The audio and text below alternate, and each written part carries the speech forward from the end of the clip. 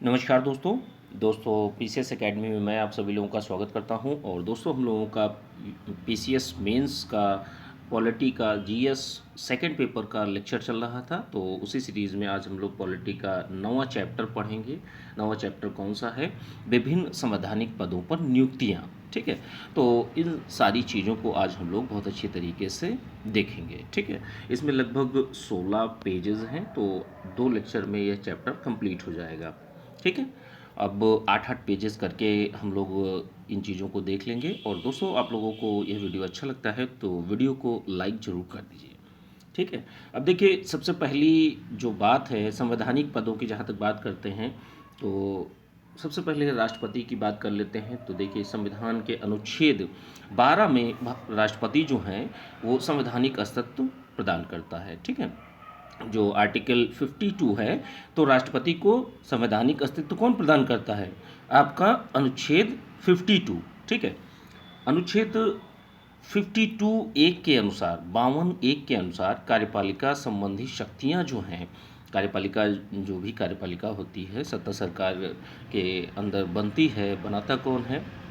आपके राष्ट्रपति प्रधानमंत्री के निर्देश पर। ठीक है, अब ये सारी सुझाव पर जो चीज़ें होती हैं, तो अनुच्छेद 52 एक के अनुसार कार्यपालिका संबंधी शक्तियाँ किसके पास में होती हैं?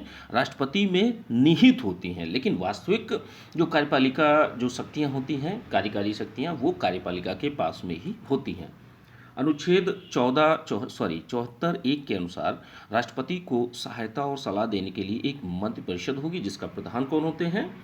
पीएम होते हैं, प्रधानमंत्री होते हैं। ठीक है, भारत में संसदात्मक प्रणाली की व्यवस्था अपनाई गई है। इसमें संसद की सर्वोच्चता को स्थापित करने का प्रयास किया गया है। लेकिन वास्तविक कार्यपालिका संबंधी शक्तियां जो हैं वो आपकी मंत्रिपरिषद में निहित होती हैं, और जो कि लोकसभा के प्रति उत्तरदायी हैं, ना कि राष्ट्रपति के प्रति।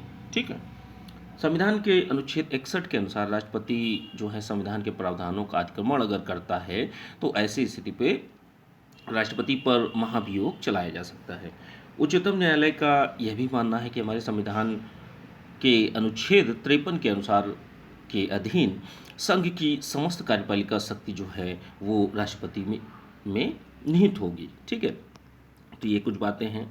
अब आगे देखते हैं राष्ट्रपति की भूमिका। देखिए जो संविधान के अनुच्छेद 75 एक के अनुसार राष्ट्रपति प्रधानमंत्री की नियुक्ति करते हैं तथा प्रधानमंत्री की सलाह पर अन्य मंत्रियों की नियुक्ति करते हैं। तो ये हमारी पूरी की पूरी जो कार्यपालिका है उसकी नियुक्ति संबंधी भूमिका जो अदा करते हैं राष्ट्रपति, वो आर्टिकल 75 एक में आती है। राष्ट्रपति जो है संसद का एक अभिन्न अंग होता है, क्योंकि देखिए प्रेसिडेंट और लोकसभा, राज्यसभा, ये तीनों मिलकर संसद का निर्माण करते हैं। तो संसद का यह अभिन्न अंग होता है राष्ट्रपति, प्रेसिडेंट। ठीक है, और क्या चीज़ें हैं कि संसद संबंधित कई कार्यों से वह जुड़ा होता है, कि जैसे संसद के सदनों को आहूत करना, उनका सत्रावसान करना, लोकसभा को विघटित करना, ये तीनों कार्य इसके आते हैं। किसी विधेयक का कानून बनना राष्ट्रपति की स्वीकृति के बाद ही होता है। कई ऐसे विधेयक हैं जिन्हें राष्ट्रपति की पूर्व स्वीकृति के बिना संसद में प्रस्तुत नहीं किया जा सकता, कि जैसे कौन कौन सी कुछ ऐसी विशेष परिस्थितियाँ होती हैं कि जिस समय राष्ट्रपति की भूमिका महत्वपूर्ण हो जाती है, कि जैसे प्रधानमंत्री के अचानक देहांत और नेतृत्व के सुनिश्चय का अभाव होने पर नए प्रधानमंत्री की नियुक्ति कौन करेगा? राष्ट्रपति करते हैं स्वविवेक से। ठीक है, और क्या चीज़ है? किसी भी दल को स्पष्ट बहुमत प्राप्त नहीं होने पर, ठीक है, तथा एक सर्वमान्य नेता की अनुपस्थिति में यह निर्णय लेता है राष्ट्रपति लेते हैं। ठीक है, ऐसी मंत्रिपरिषद जिसमें लोकसभा का विश्वास खो दिया हो लेकिन इस्तीफा नहीं दे रहे हो, तो उसे बर्खास्त करने का कार्य कौन करता है? राष्ट्रपति करते हैं, प्रेसिडेंट करते हैं। अब देखिए कुछ और बातें हैं कि जैसे संविधान के 44वें अधिनियम के तहत 1978 के तहत अनुच्छेद 74-19 में एक प्रावधान जोड़ा गया था, कि जिसके अनुसार राष्ट्रपति को यह शक्ति प्रदान की गई थी कि किसी सलाह को मंत्रिपरिषद के लिए पुनर्विचार के लिए भेज सकता है। कि जैसे मान लीजिए मंत्रिपरिषद है, अब मंत्रिपरिषद कोई सुझाव देती है राष्ट्रपति को, तो वह पुनर्विचार के लिए अगर उसको ठीक नहीं लगती तो प्रेसिडेंट क्या करता है? प्रेसिडेंट वापस पुनर्विचार के लिए दोबारा उस पर विचार करने के लिए भेजता है। ठीक है, भेज सकता है। अब देखिए राष्ट्रपति की शक्तियों की बात कर लेते हैं, तो जैसे राष्ट्रपति की स्वीकृति के बिना कोई भी विधेयक कानून नहीं बन पाता। उसकी स्वीकृति होती है तभी कोई भी विधेयक कानून बनता है। वह संसद के सदनों का अधिवेशन बुलाता है, सत्रावसान करता है, लोकसभा को भंग करता है। वह संसद के किसी भी सदन अथवा दोनों सदनों की सम्मिलित बैठक में भाषण दे सकता है अथवा उन्हें संदेश भेज सकता है। संसद द्वारा पारित प्रत्येक विधेयक की स्वीकृति के लिए प्रस्तुत किया गया है, ठीक है, वह विधेयक जो है, ठीक है, वह विधेयक को स्वीकृति देने से इनकार भी कर सकता है अथवा उसे पुनर्विचार के लिए भेज सकता है, पुनः संसद में भेज सकता है। तो ये सारे अधिकार जो हैं, शक्तियां हैं, वो राष्ट्रपति की हैं। वह संसद के सम्मुख बजट को पेश करवाता है, जिसमें संघ आय व्यय का अनुमान प्रदर्शित होता है, ठीक है, ये प्रस्तुत करवाता है। उसकी सिफारिश के बिना अनुदान की जो मांगें होती हैं, कोई भी मांग संसद में प्रस्तुत नहीं की जा सकती है। राष्ट्रपति की सबसे महत्वपूर्ण विधायी शक्ति जो है अध्यादेश है, आर्टिकल 123 अनुच्छेद 123 के अंतर्गत प्राप्त है।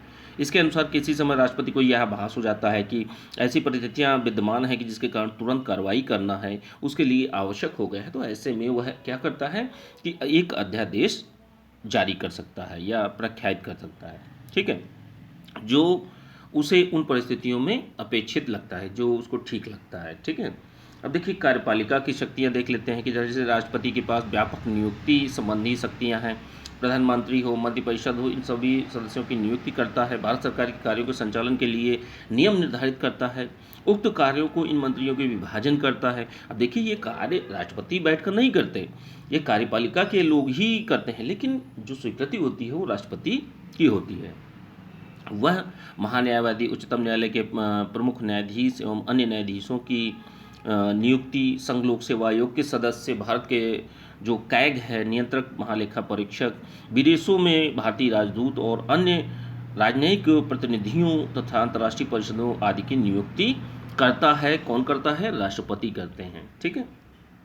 अब देखिए जो न्यायिक शक्तियां हैं उनको देख लेते हैं कि सर्वोच्च न्यायालय, उच्च न्यायालय के न्यायाधीशों की नियुक्ति करने का अधिकार भी राष्ट्रपति को है। अनुच्छेद 72 के अंतर्गत राष्ट्रपति को क्षमादान, फांसी की सजा को रोकना, मृत्युदंड को आजीवन कारावास में बदलने का अधिकार है। राष्ट्रपति दंड को पूर्ण तरीके से माफ़ भी कर सकते हैं, स्थगित कर सकते हैं, या उसमें कोई परिवर्तन कर सकते हैं, उसको छोटा कर सकते हैं, ठीक है। सैन्य शक्तियाँ कौन सी होती हैं कि जैसे राष्ट्रपति जो होते हैं तीनों सेनाओं जल थल वायु का ये सर्वोच्च सेनापति होते हैं, और जो सैनिक शक्तियाँ होती हैं उनका प्रयोग विधि के अनुसार वह करते हैं। आपातकालीन शक्तियाँ देख लेते हैं कि राष्ट्रपति तीन प्रकार की आपात की घोषणा कर सकते हैं। युद्ध अथवा विदेशी आक्रमण के भय अथवा आंतरिक अशांति की स्थिति में राष्ट्रपति जो हैं समस्त भारत और देश के किसी भाग में आपात लगा सकते हैं, ठीक है, आर्टिकल 352 के तहत। किसी भी राज्य में अगर संवैधानिक तंत्र विफल हो जाता है तो ऐसी स्थिति में क्या है, 356 के तहत राष्ट्रपति शासन लगाते हैं राज्यपाल की सिफारिश पर, जो भी संबंधित राज्य का राज्यपाल है। आर्थिक संकट की स्थिति में वह है कि आर्थिक आपातकाल की उद्घोषणा की जाती है आर्टिकल 360 के तहत, ठीक है। अब देखिए लोकसभा के अध्यक्ष, अगला जो पद है सबसे महत्वपूर्ण, लोकसभा का अध्यक्ष जो होते हैं। तो देखिए जो भारत के लोकसभा अध्यक्ष होते हैं इनका पद प्रतिष्ठा, गौरव, गरिमा का होता है। लोकसभा के सभी अध्यक्षों ने अभी तक अपनी निष्पक्षता और गरिमा को बनाए रखा है। भारत में अध्यक्ष शासक दल से होता है और उपाध्यक्ष जो होता है वो मतलब विपक्ष से बनाए जाने की परंपरा विकसित की जा रही है। यही चीज़ें चलती आ रही हैं। अध्यक्ष का कार्यकाल, उसकी पद मुक्ति, वेतन व भत्ते अब देख लेते हैं। जैसे देखिए अध्यक्ष जो होता है, अध्यक्ष और उपाध्यक्ष लोकसभा के सदस्य रहने तक पद पर बने रहते हैं, तत्पश्चात उन्हें अपना पद रिक्त करना होता है। किंतु अगर जैसे ऐसी स्थिति बनती है कि लोकसभा के विघटित हो जाने के बावजूद भी अध्यक्ष जो है नवनिर्वाचित लोकसभा के प्रथम अधिवेशन जो होता है उस तक बने रहते हैं, ठीक है। ऐसा कोई प्रस्ताव तब तक प्रस्तावित नहीं किया जा सकता जब तक कि उसे प्रस्तावित करने के लिए अभिप्राय से कम से कम 14 दिन की पूर्व सूचना दे दी गई हो। लोकसभा की किसी बैठक में अध्यक्ष को हटाने के लिए कोई प्रस्ताव विचाराधीन हो, या तब अध्यक्ष और उपाध्यक्ष के विरुद्ध कोई उपाध्यक्ष उपस्थित रहने पर बैठकों की अध्यक्षता नहीं करेंगे। ठीक है, तो ऐसी स्थिति में अगर उन पर कोई ऐसी चीज़ें चल रही हों तो ऐसी स्थिति में वह अध्यक्षता नहीं करेंगे। अब देखिए अध्यक्ष की शक्तियाँ और उनके कार्य। संसदीय सर्वोच्चता नहीं है। ठीक है, भारत में संसदीय सर्वोच्चता के सिद्धांत जो संसदीय सर्वोच्चता है उसके सिद्धांत को स्वीकार नहीं किया गया। आपातकाल में भी इसकी शक्तियों पर प्रतिबंध, इस देखिए है, संसदीय प्रणाली में सर्वोच्चता होती है लेकिन भारत में संसदीय सर्वोच्चता नहीं है, संविधान की सर्वोच्चता का सिद्धांत अपनाया गया है। ठीक है, और इस पर कई प्रतिबंध भी लगाए जाते हैं समय समय पर। ठीक है, इसकी विधायी शक्ति मुख्यतः संघ और संवर्ती सूची तक ही सीमित है। ठीक है, और जो यह राज्य सूची है इस पर भी कानून बना सकते हैं लेकिन इसके लिए राज्यसभा के 2/3 बहुमत की स्वीकृति होना आवश्यक होता है। ठीक है, और क्या चीज़ें हैं कि जैसे भारत में न्यायिक पुनरावलोकन की के द्वारा न्यायालय जो है यह जांच कर सकता है कि संसद द्वारा पारित कोई भी विधि संवैधानिक है अथवा नहीं, अगर नहीं है तो उसको रद्द कर देता है। ठीक है, विधायी शक्तियों की बात करते हैं तो संसद का मुख्य कार्य जो है विधि निर्माण। गैर वित्त विधेयक जो होते हैं संसद के किसी भी सदन में प्रस्तावित हो सकते हैं, किंतु कोई भी विधेयक अधिनियम तभी बन सकता है जब संसद के दोनों सदनों से पारित होने के बाद राष्ट्रपति के पास में साइन हो जाता है, तब राष्ट्रपति से अपनी स्वीकृति दे देते हैं, तब यह प्रक्रिया है हमारे यहाँ। वित्तीय शक्तियों की जहाँ तक बात कर लेते हैं, संसद को भारत सरकार के कोष पर कारगर नियंत्रण रखने का अधिकार दिया गया है। वित्तीय विधेयक के संबंध में राज्यसभा की स्थिति लोकसभा की अपेक्षा दुर्बल है, क्योंकि देखिए जब वित्तीय शक्तियों की बात करते हैं तो लोकसभा के पास में बहुत ज़्यादा शक्तियाँ मिलती हैं, राज्यसभा के पास बहुत ही कम है। देखिए ऐसे विवाद उठने पर कि कोई भी विधेयक वित्त विधेयक है अथवा नहीं है, लोकसभा के अध्यक्ष का निर्णय ही अंतिम माना जाता है। वित्त विधेयक लोकसभा में प्रस्तावित होते हैं, राज्यसभा में होते ही नहीं हैं। वित्त विधेयक पर राज्यसभा की स्वीकृति का विशेष महत्व नहीं रखता, क्योंकि जब लोकसभा द्वारा पारित वित्त विधेयक राज्यसभा भेजा जाता है 14 दिन तक देखा जाता है, और अगर नहीं देता तो अंतिम रूप से मतलब पारित मान लिया जाता है, अगर नहीं लौटाती राज्यसभा तो। अब अगली चीज़ देखते हैं, निर्वाचन संबंधी शक्तियाँ कौन सी हैं, कि जैसे संसद के दोनों सदनों के लिए निर्वाचित सदस्य और राज्य विधानमंडलों के निर्वाचित सदस्य मिलकर राष्ट्रपति के निर्वाचन मंडल जो है उसकी रचना करते हैं। संयुक्त अधिवेशन में संवैध संसद के दोनों सदनों के सदस्यों द्वारा उपराष्ट्रपति का निर्वाचन होता है। ठीक है, लोकसभा अपने अध्यक्ष और उपाध्यक्ष का निर्वाचन करती है तथा राज्यसभा अपने उपसभापति का निर्वाचन करती है। ठीक है, अब देखिए प्रशासकीय शक्तियाँ कौन सी हैं, जैसे मंत्रिपरिषद जो होती है लोकसभा के प्रति उत्तरदायी होती है। राज्यसभा देश की कार्यपालिका पर कोई नियंत्रण नहीं है। कार्यपालिका जैसे देखिए कार्यपालिका और राज्यसभा अलग अलग है, ठीक है, लेकिन जो मंत्रिपरिषद है, जो कार्यपालिका है मंत्रिपरिषद, वो लोकसभा के प्रति उत्तरदायी है। तो लोकसभा के पास नियंत्रण के कई उपाय हैं, जैसे शासन के विभिन्न कार्यों की सूचना मांगना, शासन कार्यों की आलोचना करना, ये सारी चीज़ें लोकसभा की होती हैं। ठीक है, अब देखिए संवैधानिक शक्तियों की बात कर लेते हैं। संसद के दोनों सदनों की स्वीकृति पर ही संविधान में संशोधन हो सकता है। संशोधन संबंधी विधेयक जो है किसी भी सदन में प्रस्तावित किया जा सकता है।